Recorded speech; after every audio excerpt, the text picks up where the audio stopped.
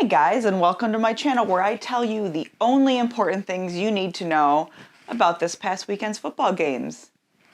It is week 11.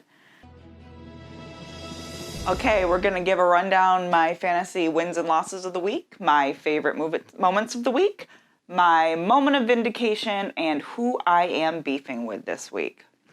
Start with my lineup. DeAndre Swift is out, which is fucking annoying. It was announced on Friday DeAndre Swift was out. No one seems to know why, and they're like all of a sudden like, he needs to go on concussion protocol. And then he certainly wasn't ready by Sunday, so he was out. I tried not to tinker. I tried just to keep it straightforward. Play the matchup, put AP in. Well, that was a bust. Detroit was like practically non-existent at that game. They literally could have been ghosts. So that was a huge fail. And I knew Gallup would be a stretch. I knew that everything said CD. I just thought in my gut that it was one of those situations that despite Andy Dalton not targeting him, despite Minnesota allowing points for receivers more like CeeDee Lamb, that maybe they were all going to target CeeDee Lamb in an effort to correct the scenario and also not expect Andy Dalton to throw it to him, and then Gallup would find himself magically open. Also, let's address the trash whisperer pick. Sammy Watkins didn't play. Despite being a full participant on Wednesday, he then injured his calf. So to keep it simple, I put Demarcus Robinson in.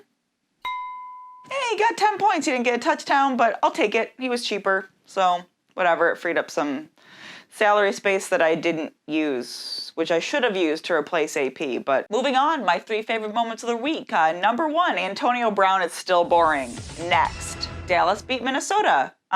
Sean Lee's still playing. He's not hurt again, so should have been obvious they were going to win. I really thought the Andy Dalton thing made no sense, but Andy Dalton pulled it off, and cool, I guess. Number 3, Dez caught that ball, bitches.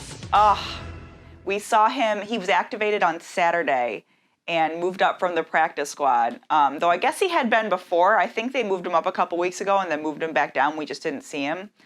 He got like 2 catches, at least that I saw.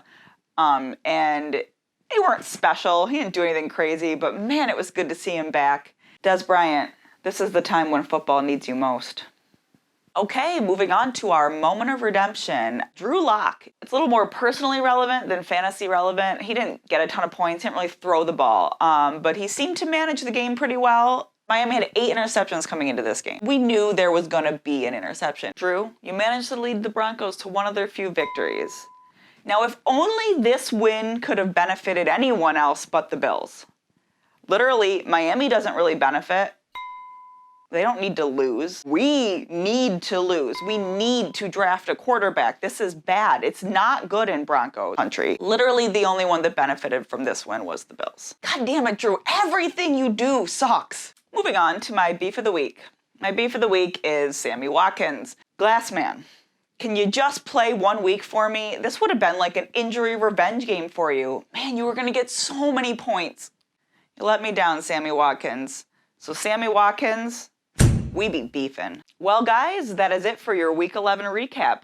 Thank you guys so much for watching. Let's get ready for some Thanksgiving football. And remember, forget the stats. Play with your heart.